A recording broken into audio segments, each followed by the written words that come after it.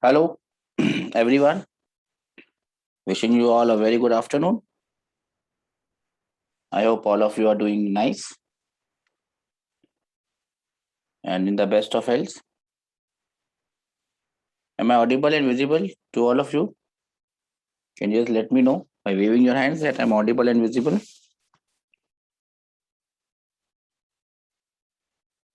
Yes or no? Audible and visible to all of you? Yes or no? Can you hear me? Can you see me?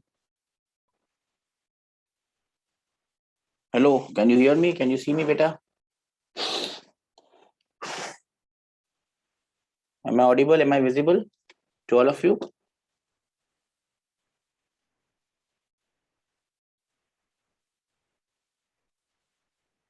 Great.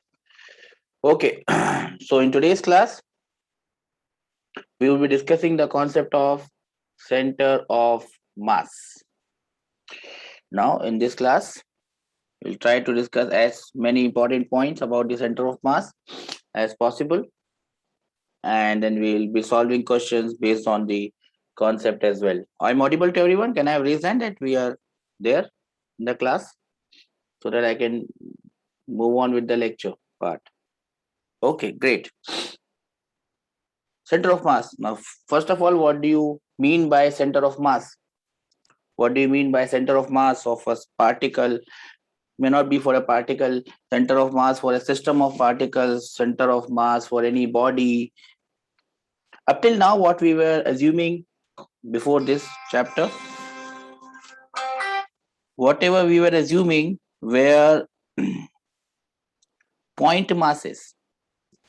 Up till now, all the bodies for us were point masses. We were considering them as point masses, whether it was a car or a jeep or a bus, anyone, a man walking, all were point masses. From now onwards, this chapter and the other, they are not point masses, but they are a system of particles which cannot be considered as one point. Now, if this is a system of particles which cannot be considered as one point, there is a very specific point for that system of particles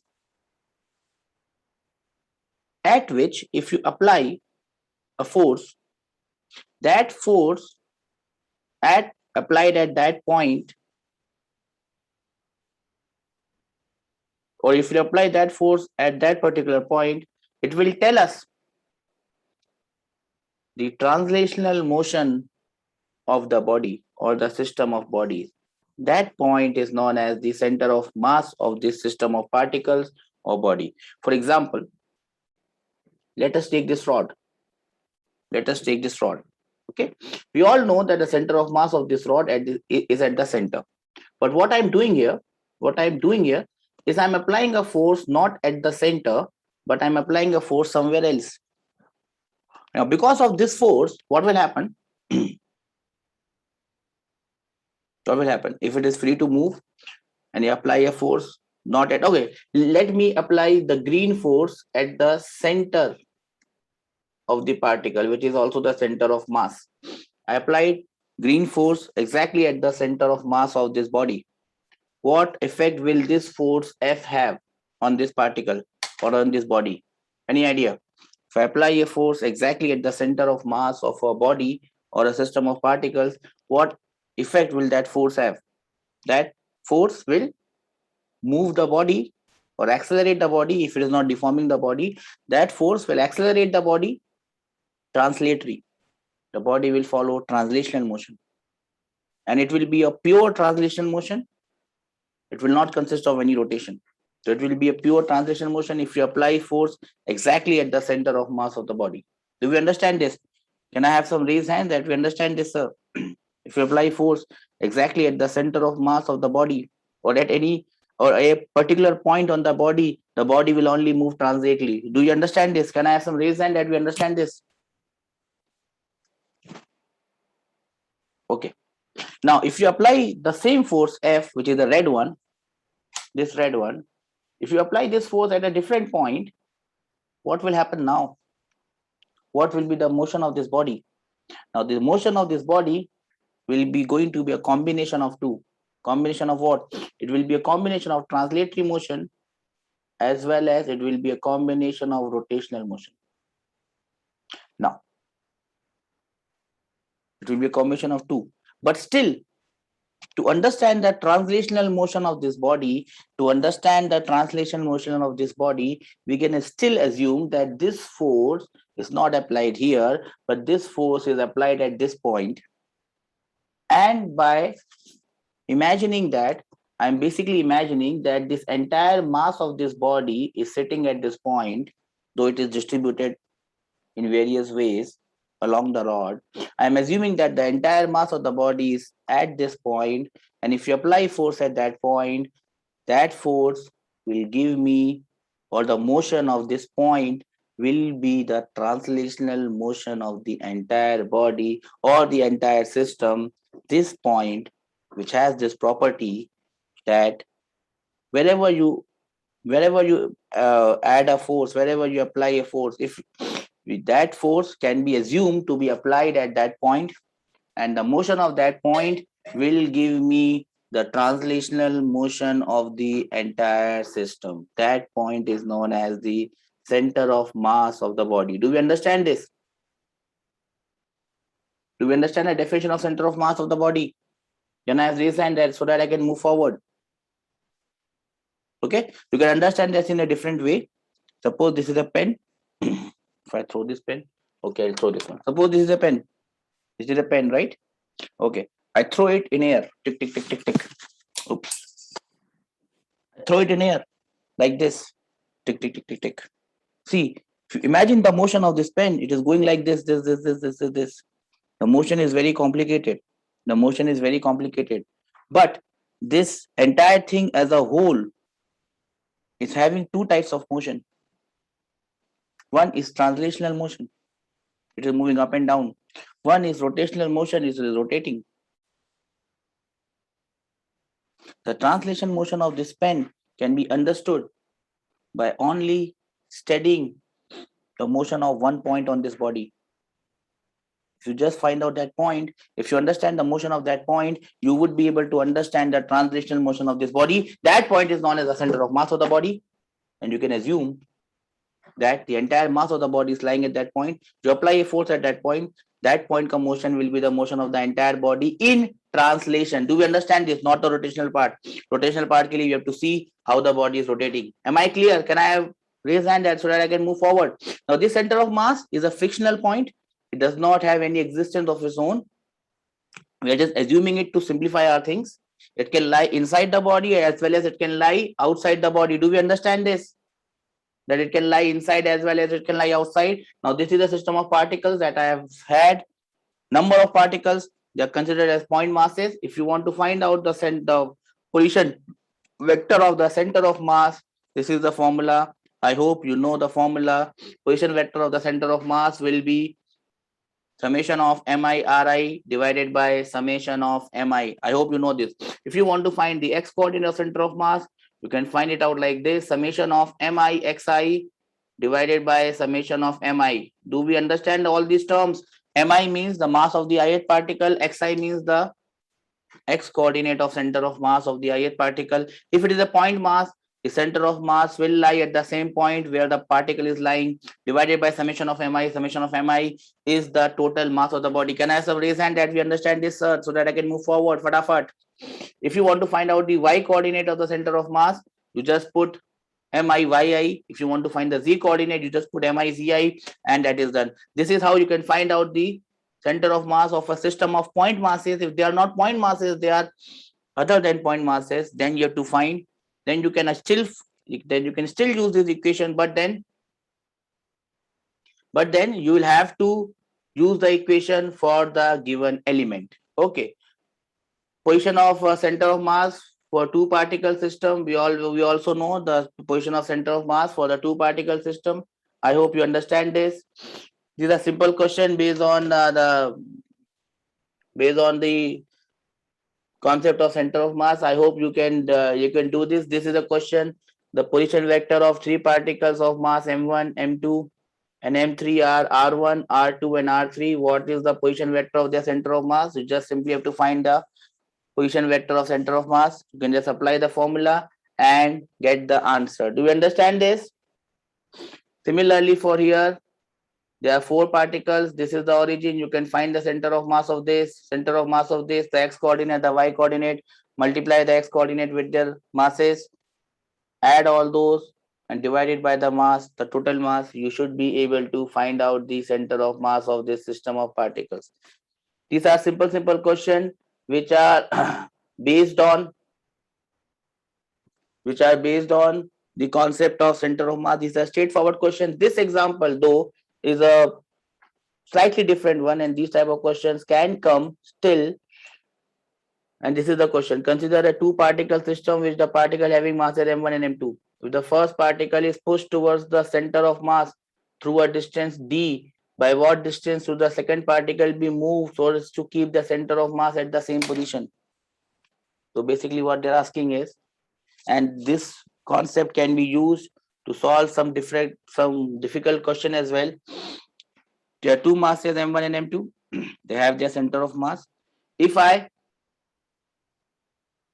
push this particle towards the center of mass by a distance of d, by what distance should the center of mass of the other or the other particle should be moved so that their center of mass remains at the same position? What would be the answer? I hope you understand the question. Initially, the body was at point, the body was here, you pushed it to this point. Now you want the center of mass to remain at the same place. How much should you push this mass so that the center of mass remains at the same point? Anyone with an answer?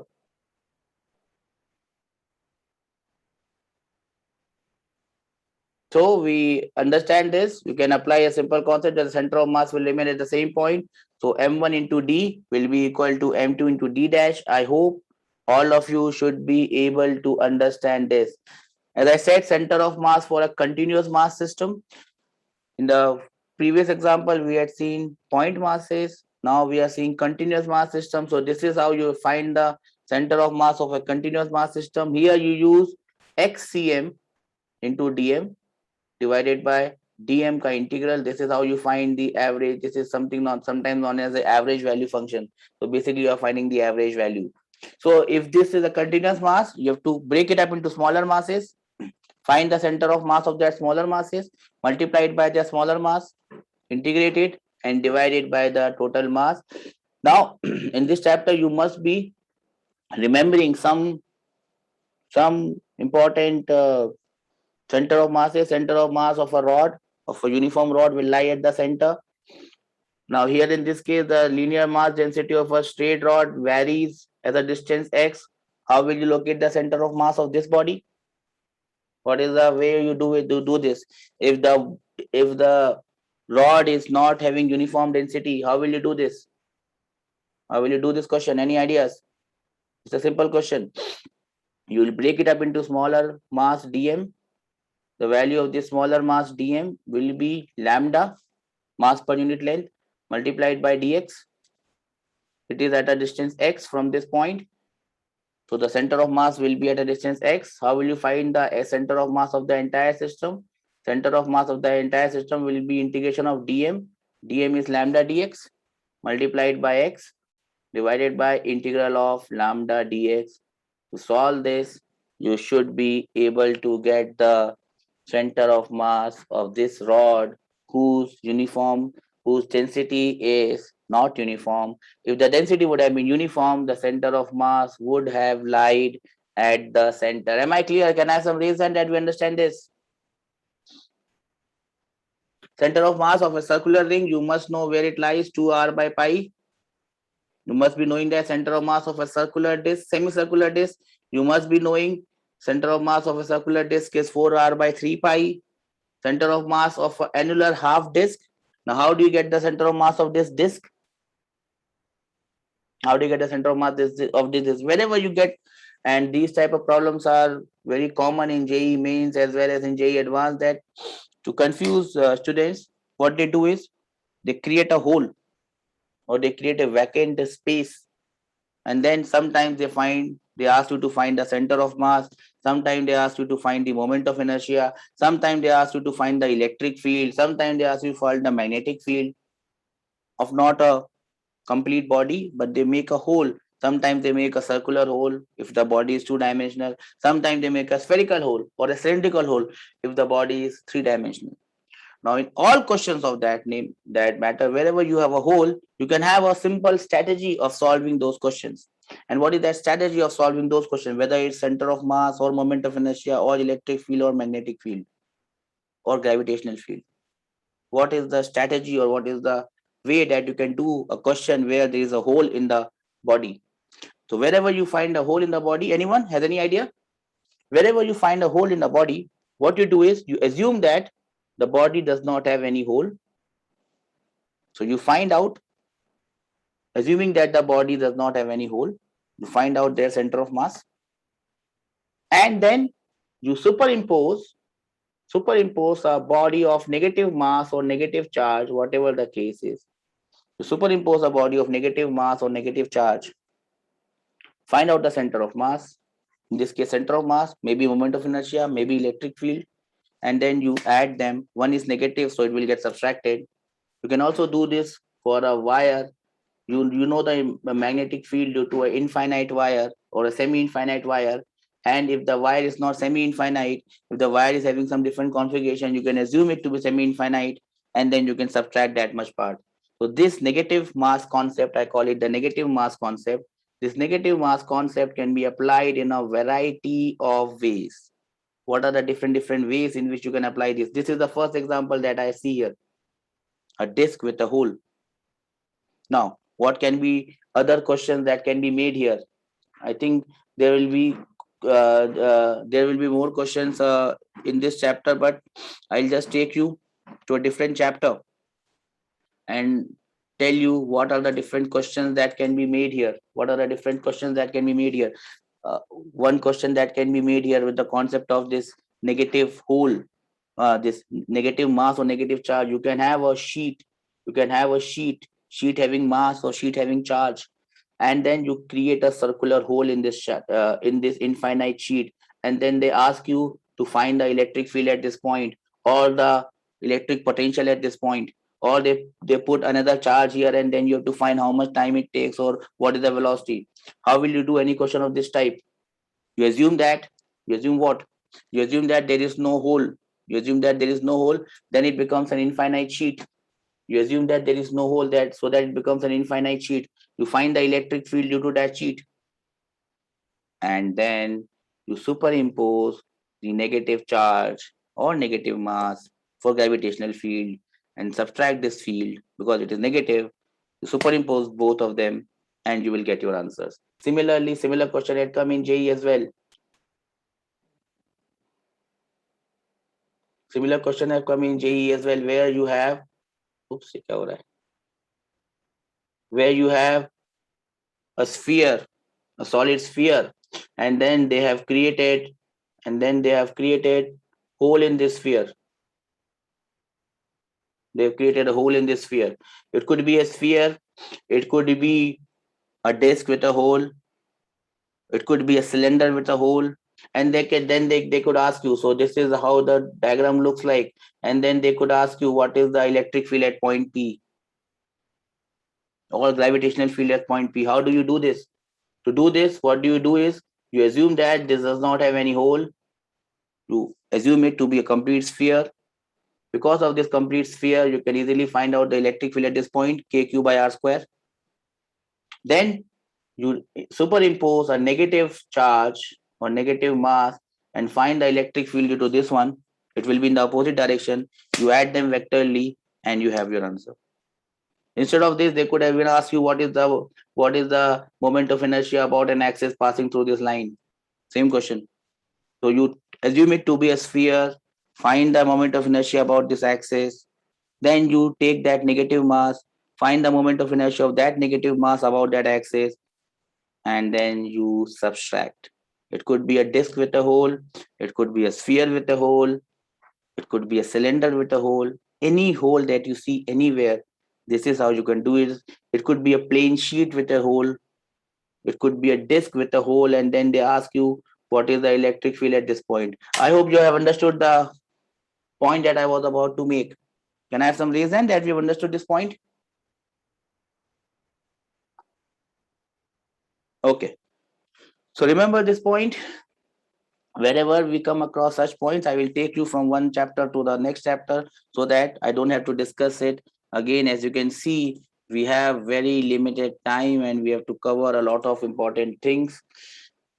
That is how it has been done. And this is the formula that comes. I don't know whether you can remember this formula or not, but you can always solve it. Assume that total mass is m. You can, instead of doing it by mass, it is better to do it in terms of mass per unit area, sigma. Always do such questions with by taking mass per unit area or mass per unit volume or charge per unit area or charge per unit volume. Then at the end of the day, you substitute the value of sigma and get your answers. Because if you do it by mass, you will get very confused. How much is the mass of this? So how much will be mass of this? If you do it by sigma, sigma multiplied by the area, pi r1 square will be the mass of the complete sphere. Sigma multiplied by pi r2 square with a negative sign will be the mass of the negative portion. So it's easier to get the mass from here. Then you can find the value of the sigma total mass divided by total area. Are you getting my point? How I told you to do this? Can I have some raised hands that we understand this, sir? Not a problem. No one has understood this, what I have told you? How to do this by negative mass? Have you understood this? Rajesh has understood this. What about Dikshit, Jayant, Nevnath, Sanjana? Have you understood this? How I have told you to do this? Yes, sir. Okay, chalo. That takes us aage. Center of mass of a solid hemisphere. Solid hemisphere ka center of mass. You must remember how it is done. Doesn't matter. 3r/8 is the formula that you must remember. Okay. Center of mass of a hollow hemisphere, you must be knowing it lies at a distance of r/2. You must be knowing it. Center of mass of some common system, here they have given all the center of masses. This is 2 points mass system. This is a rectangular plate or a lamina, they call it. This is a triangular plate, h/3. This is a semicircular ring, 2r/pi. Semicircular disc, 4 pi, 4r/3 pi. Hemispherical shell, hollow hemisphere, r/2.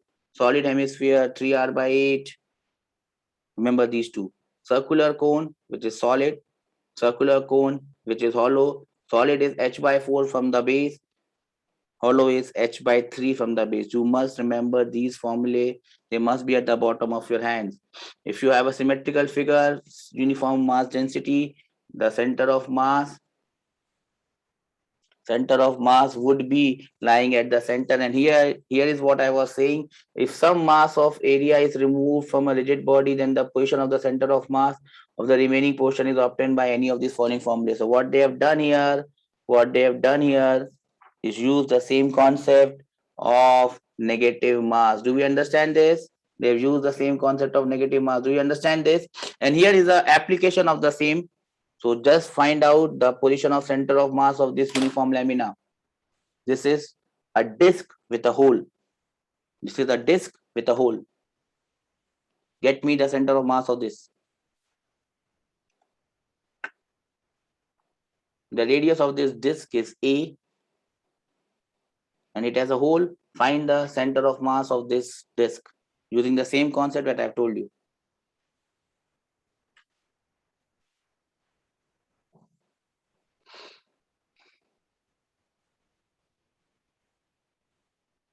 No one? I gave you time, 1 minute more. I told you the concept. You just have to apply it. Let me make the size bigger. Yes, here it is. Anyone with an answer?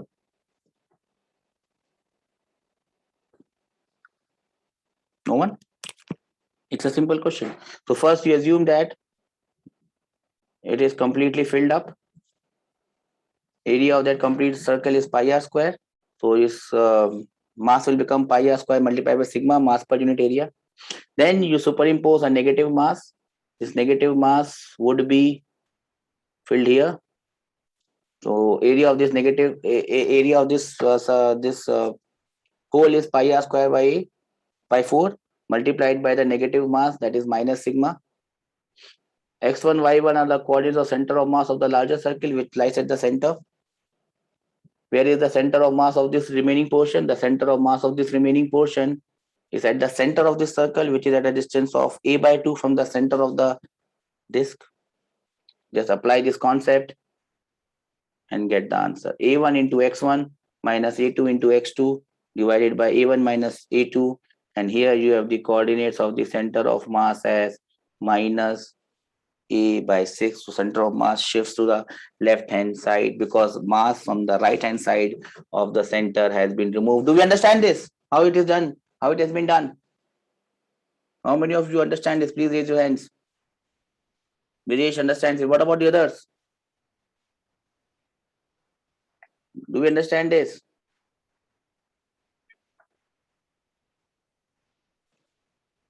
Okay. 2 people have raised their hand. What about Dikshit, Jayant, Sanjana? You got this? Okay.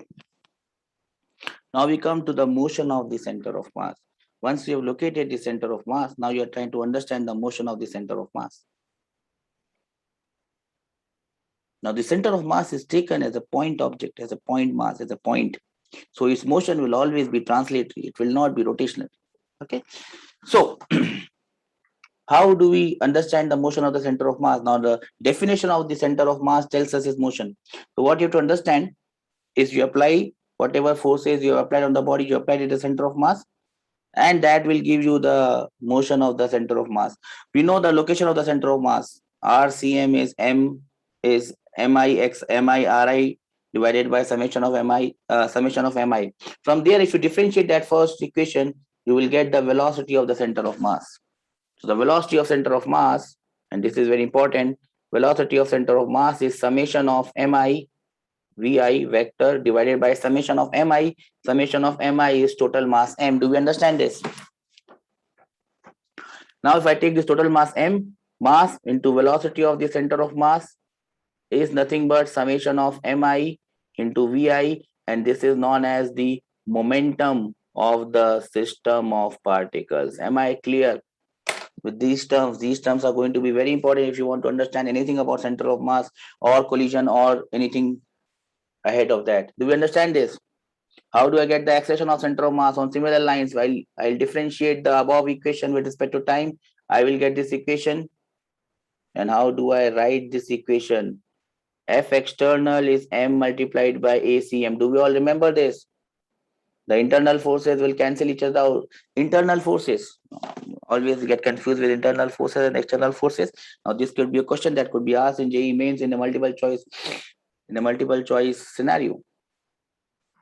What can internal forces do? Can internal forces accelerate the system? That is the first option. Can internal forces accelerate the system as a whole? Yes or no? Answer me. Can internal forces accelerate the system? No, it cannot accelerate the system. Second question. Can internal forces accelerate individual particles of a system? Can internal forces accelerate individual particles of a system? Yes. Good. Third question. Can internal forces change the kinetic energy of the system? Can internal forces change the kinetic energy of the system? Yes. Can internal forces change the kinetic energy of individual particles? Can internal forces change the kinetic energy of internal particles? Yes. So internal forces cannot accelerate the system. Apart from that, internal forces can do literally everything. They can change the velocity of individual particles. Okay, I forgot some question. Can they change the velocity of the system?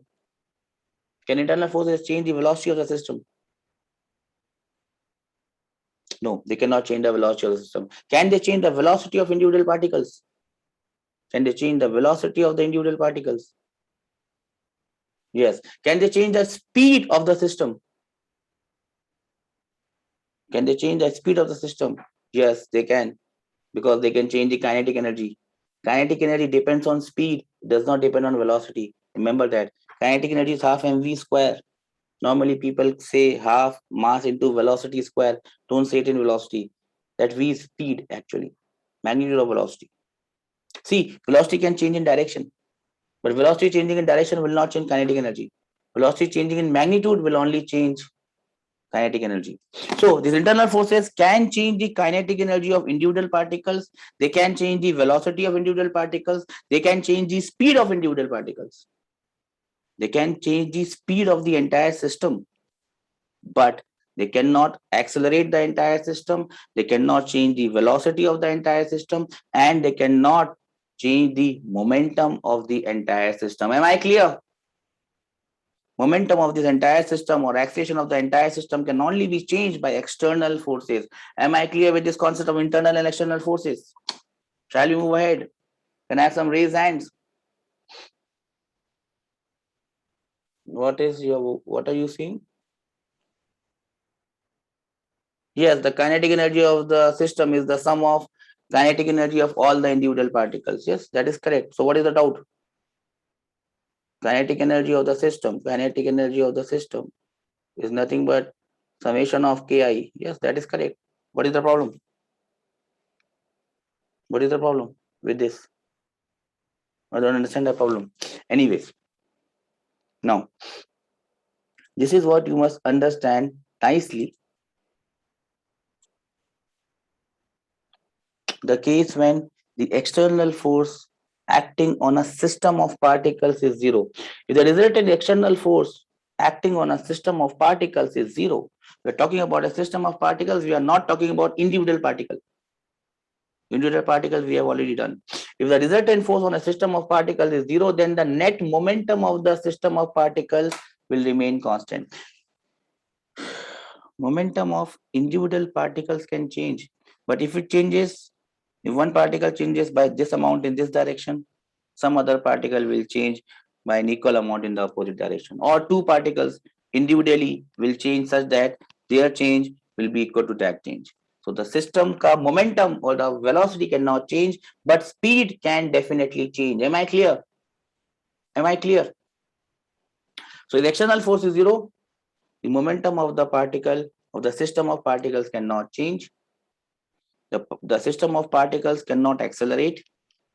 If the center of mass is at rest initially, say for a bomb exploding, you might have seen this question. A bomb is kept at rest and it explodes. One particle falls here, other particle falls here. Where will the third particle fall? Simply based on the concept of law of conservation of momentum. There is no external force acting on the bomb.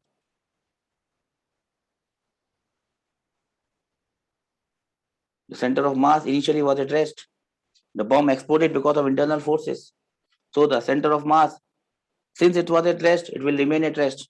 So the point where the center of mass of the original bomb was, the same point will be the center of mass of the remaining pieces. That is how they find out the bomb squad. That is how they find out where is the bomb, exact place where the bomb exploded. Am I clear with this concept? Am I clear with this concept? You might have also seen a question where a projectile, it explodes in midair. Projectile exploding in midair. One particle falls vertically downwards. The question is, where will the other particle fall? How do you solve that question? Anyone? Do you understand the question? Or shall I write it? Do you understand the question? Based on a similar concept. Based on the same concept, in fact. Based on the same concept. I have this XY axis. Yes. So a bomb explodes somewhere here at point A. One particle falls here. One particle falls here. But see, the actual trajectory of the particle of the center of mass was like this. So where will the other particle fall?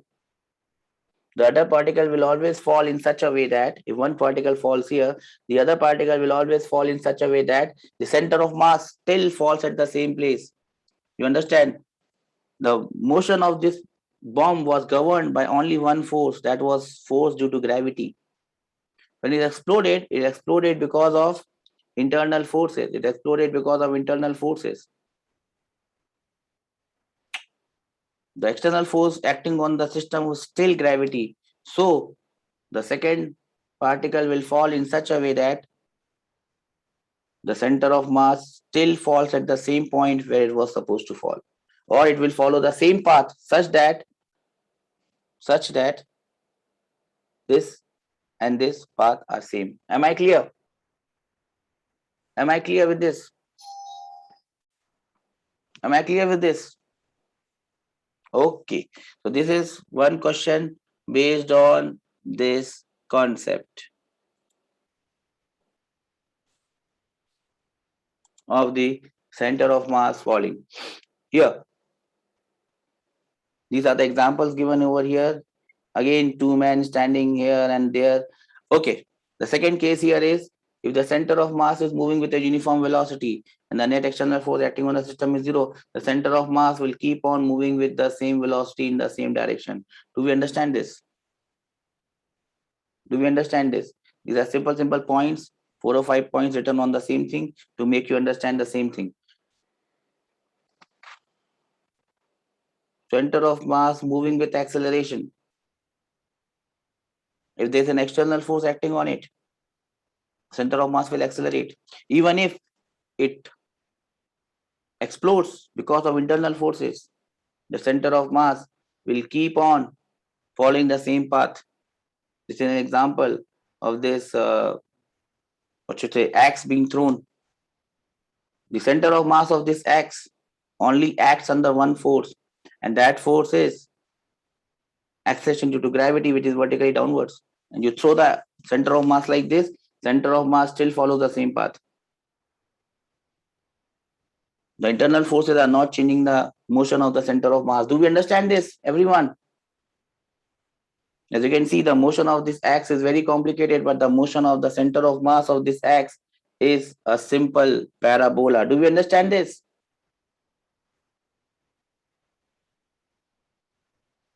Do we understand this? And this is the question that I was talking about. A projectile is fired at a speed of 100 meters per second at an angle of 37 degrees above the horizontal. At the highest point, the particles break into two, mass ratio 1:3. The lighter part comes to rest. So it will just fall down. Find the distance from the launching point to the point where the heavier piece lands. Where will the heavier piece land? The center of mass will again fall at the point of the range of this particle. It will fall at 960 meters. Do we understand this? 2u square sine theta cos theta by g. This is where the center of mass was supposed to fall. It will still fall there. First of the particles of mass m has fallen at r by 2. Where will the other mass fall? You call it as x2 and you get the value as 1120. Am I clear with this concept of the center of mass exploding and falling somewhere else? Can I have some reason that we understand this? Can I have some reason that we understand this? We have discussed almost all the questions that are possible here. I am trying to discuss because I think that in this year, I don't know why I have this gut feeling that you are going to get any question on center of mass. Sometimes your gut tells you something, so I am trusting my gut. Okay. Okay, these are simple questions. Momentum conservation, we all know. If the net external force acting on a particle or a system of particle is zero, then the momentum of the system of particle remains constant. Then there is a question. I just wanted you to do this one because this is a very famous question. It comes many times in different forms. So we will do one form. I mean this form, or you can do this form. You can do this form. Any one of those forms is good enough for me to understand that you have understood the question. A flat car of mass m. So, car is having mass capital M, less on a frictionless floor. Child of mass m, standing at its edge. The child jumps off from the car towards right with the initial velocity of u with respect to the car. What will be the velocity of car after its jump? What will be the velocity of car after it jumps? Now, There is a small thing that you must remember in this question. Now, this question is same as a bullet coming out of a gun. A bullet coming out of a gun.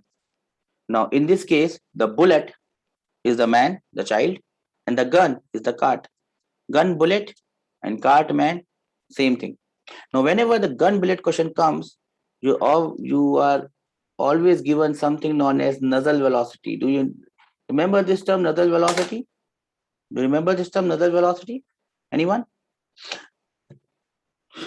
Whether the bullet is fired from a gun or cannon is fired from this cannonball is fired from this cannon, this nozzle velocity comes. What is the nozzle velocity? Nozzle velocity? Nozzle velocity or nozzle velocity? It is the velocity of the bullet with respect to gun. But see, there are two velocities here. One is velocity of bullet with respect to gun before the shot is fired, or the other one is velocity of bullet with respect to gun after the shot is fired. Now remember, if nothing has been mentioned, it must be the velocity of bullet with respect to gun after the shot has been fired. Are you getting my point? Velocity of bullet with respect to gun after the shot has been fired. That is what is known as another velocity or mother velocity. Am I clear? Am I clear? So in this case also, this velocity u will be the velocity of the man with respect to car after the jump has been made. Are you getting my point, everyone? Are you getting my point, everyone? Have you understood? Now, can you get me the velocity of this cart? How do I get the velocity of this cart? There is no external force acting on this cart. So the initial momentum, which was 0, final momentum should also remain 0. What is the final momentum? With respect to ground, remember. Final momentum with respect to ground in the left-hand side and the right-hand side must be equal. On the left-hand side, it is like this. The right-hand side with respect to ground, it is mu minus v. Do we understand this? Mu minus v? Or shall I describe it? So initial momentum is 0. Final momentum should be 0. So I take this direction as positive. So what is the final momentum of the system? V is the velocity of mass capital M. So it becomes minus mv. Plus, I have to find the velocity of small m with respect to ground. So velocity of man with respect to ground. How will I find it? That will be velocity of man with respect to cart.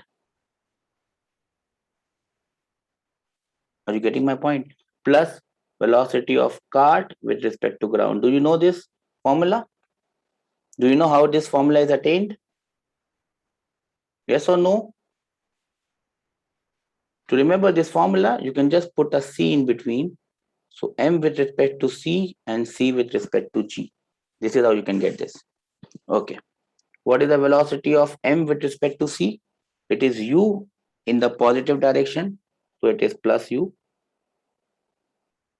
Plus velocity of cart with respect to ground is backwards. It is minus V. The only place where you are going to make a mistake with this question is with plus and minus. 1 plus 1 minus and the question goes away. So small m into u minus v, that is the final momentum of the system. That should be equal to 0. From here, you can calculate the value of v. Am I clear with this? How I've done this? Can I have some reason that we understand this, sir? Any question of this nature, you must be very careful with the signs that you do. The only mistake that you can make is with the signs. Am I clear? Can I have some reason that we have understood this? 2 people have understood this? Okay. Okay. Now can you, things have just become slightly complicated. A flat car of mass capital M and a child of mass small m is moving with a velocity v1 on a frictionless surface. The child jumps in the direction of motion of car with a velocity u with respect to the car. Find the final velocities of child and that of car after the jump.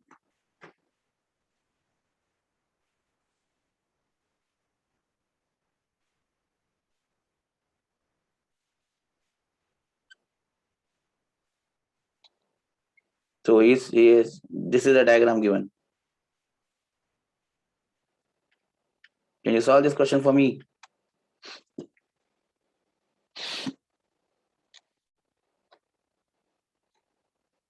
Can you solve this question for me, anyone? Now remember, whenever the child jumps with respect to car, his velocity is always given with respect to car after the jump has been made. Will you remember this, everyone? If you can solve this question, you can definitely solve all the questions that come in this category. So I'm looking forward. I gave you 1 minute, a minute to win it. Can anyone do this for me? This question?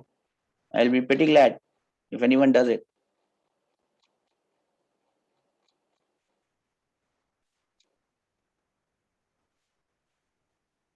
No one?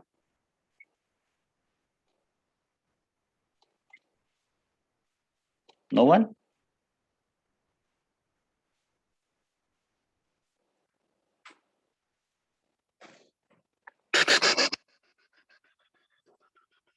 I'll give you 1 more minute to do this. If you want some help, I'll show you a diagram. This is a diagram. Before the jump has been made, capital M and small m moving with a velocity v1. M has jumped with a velocity u with respect to the cart. And now the cart alone is moving with a velocity v2. Can I have your answers, please?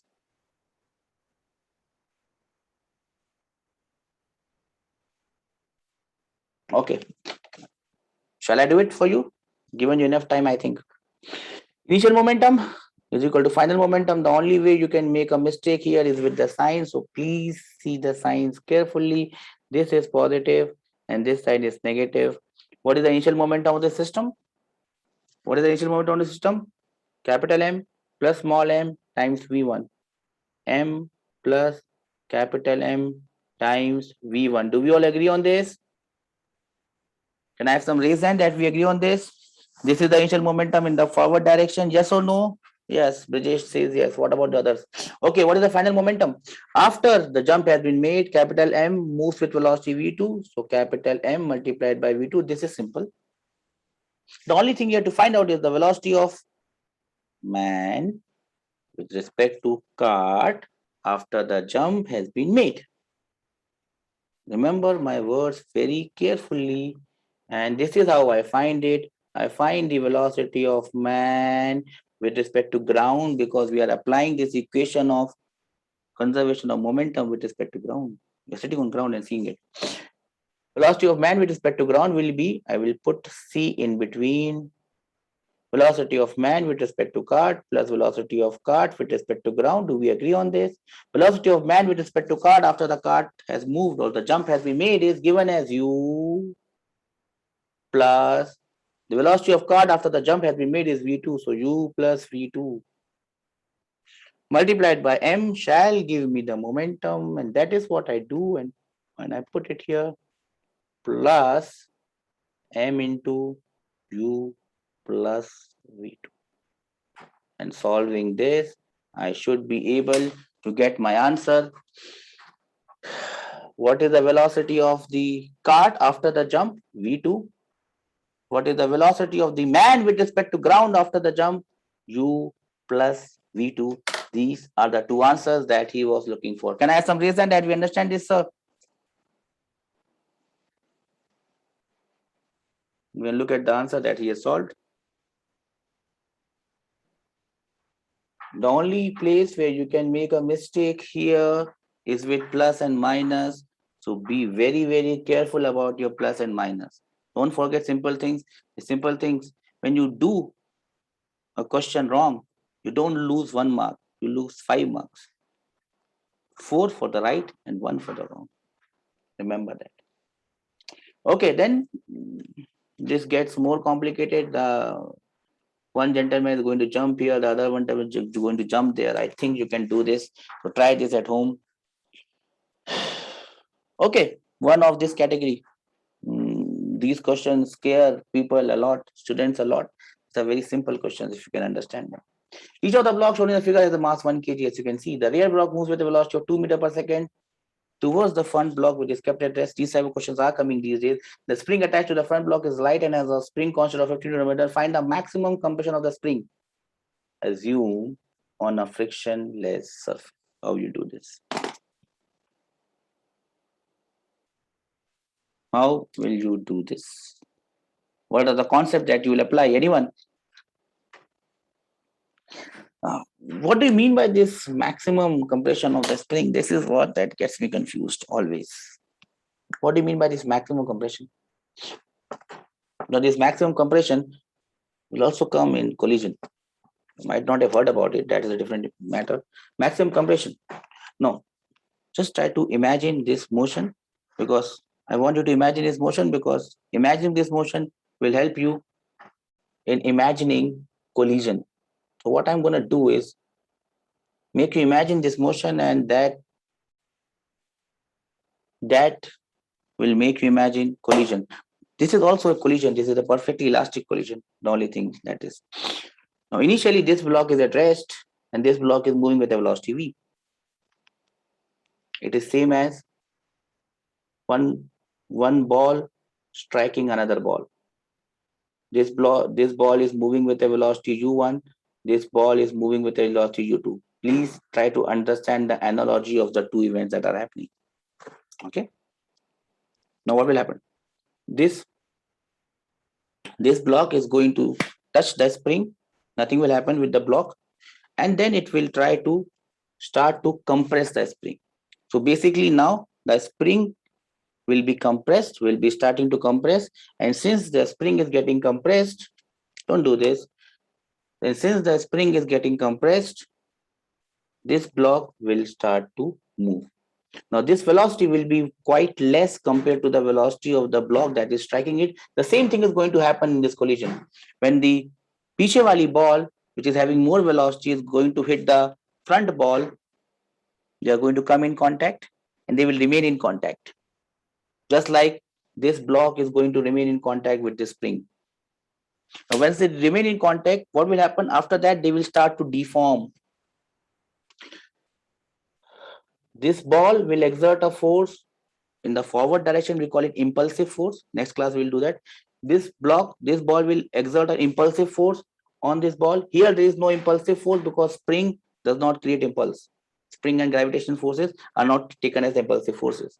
It will create an impulse. So what will happen? This initial velocity u2 will keep on increasing, and this initial velocity v1 will keep on decreasing. Are you getting my point? u1 will increase, u2 will decrease. Are you getting my point? The analogy here is this velocity will increase and this velocity will decrease. Are you getting my point, everyone? Okay. Now, both the bodies will start to compress. u2 will keep on increasing, u1 will keep on decreasing. There is a point in time where they come to a stage where they are in the maximum compressed state. They are maximum deformed state. They are in maximum deformed state. In this case of maximum deformed state here, what will happen is the spring will be compressed to a maximum value. That is the maximum state of deformation. After that, what will happen? At that point in time, both of these bodies will be moving with the same velocity. Whether it is here or it is here, they will be moving with the same velocity. After that, what will happen? Velocity of this aage wali ball will keep on increasing, but the velocity of piche wali ball will keep on decreasing. When aage wala block keeps on increasing, piche wala block keeps on decreasing, the spring will start to expand. And after some time, this block will become very slow because spring, the velocity is like this, spring is pushing it like this. This velocity will keep on decreasing. At one point in time, this will lose contact with the spring. Similarly, this ball will lose contact with the aage wala ball. The aage wala ball will move faster and the piche wala ball will be slower. If this is a completely elastic collision, both the balls will regain their original shape. That we'll discuss in the next class. If it is a completely elastic question, both the balls will regain their original shape. If it is a completely inelastic collision, both the balls will remain in the maximum deformed state. Do we understand this? If it is the case of inelastic one-dimensional collision, both the balls will remain in their maximum deformed state. If they do not remain in any of these two states, completely deformed or completely deformed, then it becomes an inelastic collision. In this case, the spring will regain its original shape. So it is a perfectly elastic collision. At maximum compression, both the blocks will be moving with the same speed uu. They have taken it as vv. 1 kg into v plus 1 kg into v will be equal to 1 kg into 2. So from there you get the value of the velocity. This is a completely elastic collision, so kinetic energy. So the total energy of the system will remain constant. Total energy of the system will remain constant. That means initial energy will be equal to final energy. Initial energy only consists of kinetic energy. Final energy consists of kinetic energy plus spring potential energy. You equate this and you are there with your answer. Do you get this question? How we have done this? Now, in tomorrow's class, I'll give you a very incredible formula that I've created for collision in 2 dimensions, for collision in 1 dimension. With that one formula, you would be able to solve all the questions, whether it is of elastic collision, inelastic collision, or somewhere in between. So I'll give you one formula. You will tell me, sir, we know that formula. We have the formula m1, m2 divided by something, something, multiplied by something, something. It's a very complicated formula. Do you remember that formula? I think it will be here somewhere in this, where you have completely elastic collision or collision, and then you will have that big sub formula that you can remember if you want to do any question straight away. Do you know that formula? I'll give you my version of that formula. My version of that formula is quite good. I'm very proud of that version actually. So if you see here, this is the formula for V for a completely elastic collision, I think. No. Here is not the formula. That was the velocity. Yeah. Here. Here is the formula for V1. Do you know this formula, V1 and V2? General formula of V1, V2. After a one-dimensional collision, you put the value of E as 0. Okay, you don't know this formula even? I'll tell you a better formula than this one. Absolutely masterpiece. That I'll do in the next class. So be there with me on the next class. We'll discuss some parts of collision and we'll see how we can make our life easy. So on that note, I will finish today's class and I'll see you in tomorrow's class. I mean, tomorrow means day after tomorrow. I think Sunday there is no class for you. Is that? So probably I'll meet you on Monday. Till then, I hope that you keep on studying and you keep. What about important models? What do you mean by model?